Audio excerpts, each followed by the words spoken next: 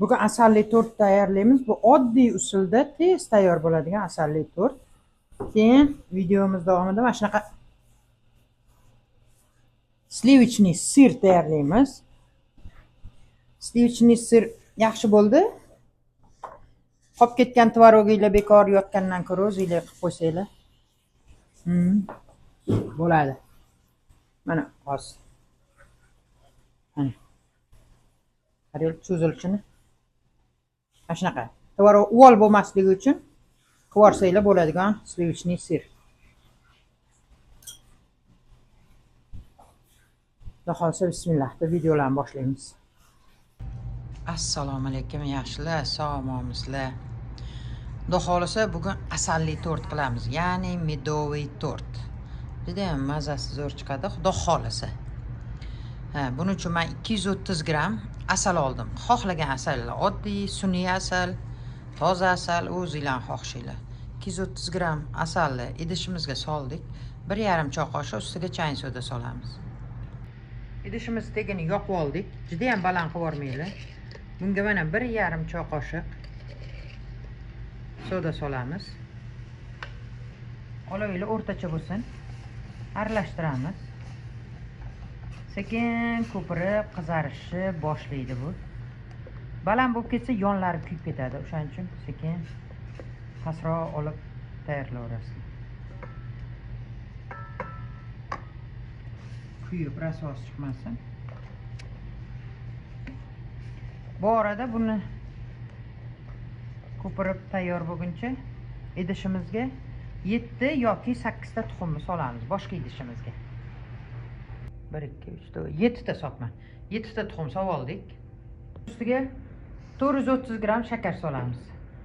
Yaxshilab venchida aralashtirib olamiz. Aralashtirgunimizcha mana asalimiz qip-qizil bo'ldi. Xohlasanglar oqroq olasizlar, xohlasanglar qizilroq. Bunga 200 gram sariyog' qo'shamiz. Sariyog' yoki margarin o'zingizlar xohlashinglar. Yaxshilab aralashtirib eritib olamiz buni. Sariyog'imiz eriguncha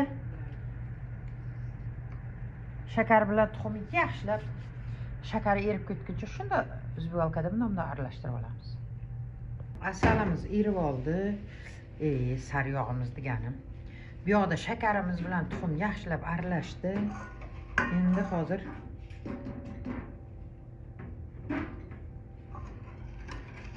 bir-biriga solib tez aralashtiramiz. Tuxumli massaga asalni solamiz, faqat tez aralashtiriladi. Chunki tuxumli massa pishib qolmasligi kerak-da asal tushganda. Shuni tez aralashtirsanglar.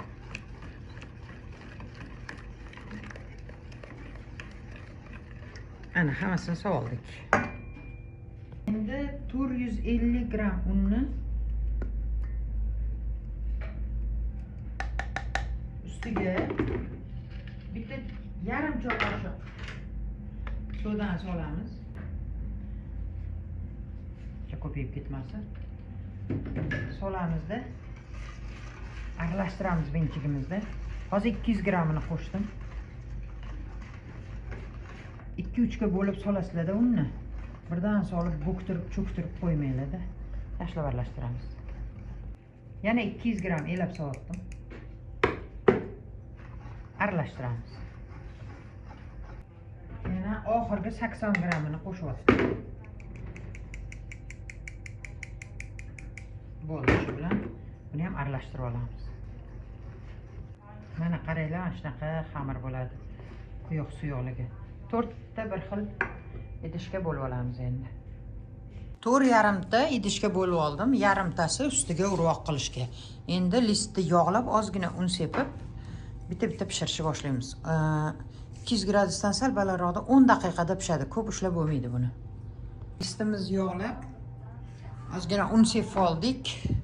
Yaxshilab yoyib chiqamiz tez. Listga soldim. Men listim juda ham katta, o'shaning uchun yarmiga soldim. Vashi yo'qa bo'lib ketmasin deb. Endi duxovkaga qo'yamiz. Mana juda 10 daqiqaga bormayapti. 7-8 daqiqada pishyapti. Sekin-sekin mana shunaqa qilib ko'chirib olasizlar. Chunki Men listi yog'lasanglar ham shunday adarganlarda tushmaydi-da bu. Ozgina ko'chirib olinglar-da. Keyin idishga tushirasizlar. Ancha qo'yaveramiz ustiga. Qarang, bunaqa lopatkada ham chiqarish oson. Bir sidirib bundoq quvarish kerak degan. Agar shunaqa qilmasanglar, yopishgan joylari ko'chmay qoladi-da, voy, medoyim bo'linib ketdi deb o'tirasizlar. Hozir shunaqa qilib hammasini ajratib olamiz. Ajratib oldik, mana qarang. Voy, birinchisini olib qo'ydim pishirib. Mana shunaqa qilib tushirib olamiz. Ular sovib tursa, yana qolganini pishirib olamiz. Tortlarimizni pishirib oldik. 400 gram qaymoq oldim men. Bunga 200 gram zgushanka qo'shamiz. Vanilya qo'shamiz, yaxshilab ko'pirtiramiz. Endi ko'pirtirishni boshlaymiz. Mana tayyor bo'ldi.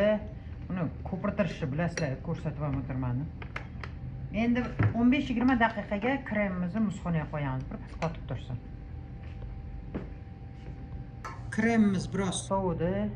Ana endi shunday surib chiqamiz yaxshilab. Bunga o'zi medoviga zavarnoy krem qilsa yaxshi. Qaymoqliga ham yomon chiqmaydi. Ketma-ket har birini qo'yib surib chiqyaptim men kremni. Boyaga yarimtasini maydalab oldik, qirg'ichdan o'tkazib oldim. Shu qirg'ichdan shunday o'tkazib oldim. Yaxshilab sepamizda 1 soatga sovutgichga qo'yamiz. Sovutgichda tursin, keyin olamiz. Tortimizni kesdik. Mana oralari. Yarim soatcha turdi, 1 soatdan emas. Hozir ko'ramiz qanaqa bo'lganini. Rosa yumshoq bo'ldi. Qani bismillah.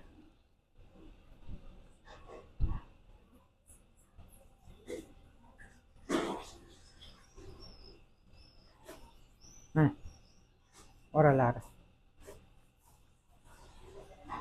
Yumshoqliklari. Og'zimda medoy bor edi aytgancha. Gapiryaptim sen. Bismillah.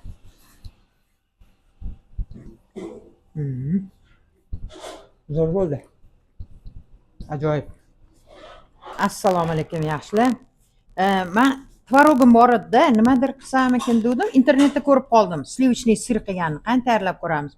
600 gram men tvorog oldim. Bunga kichkina choy qoshiqda choy soda solamiz. Bitta choy qoshiq.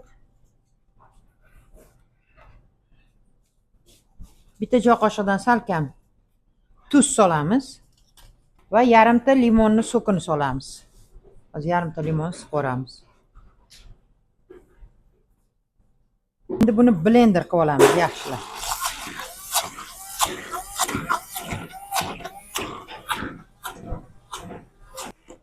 Mana blender qilib oldik buni. Endi buni suv hammomiga qo'yamiz. Suv solib qo'ydim.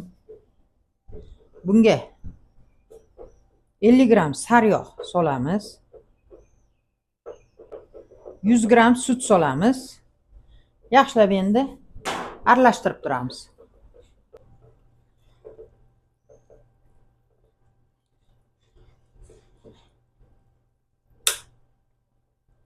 Shuni yaxshilab aralashtirib olamiz. Men hozir boshqa idishga bo'shatib oldim. Mana. Shuni aralashtirib bir 5 daqiqacha aralashtirib tursak, tayyor bo'lar ekan. Ko'ramiz nima bo'ladi.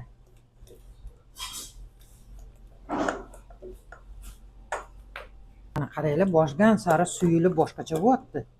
Oydek bo'lar ekan shekilli, aldamabdi desam. Yaxshilab pas yana 5 daqiqa aralashtiraylik, 3 daqiqa degani. Mana qaranglar. Zo'r bo'ldi. 6-7 daqiqaga ham bormadi. Voy, zo'r sir bo'ldi. Issiqligini.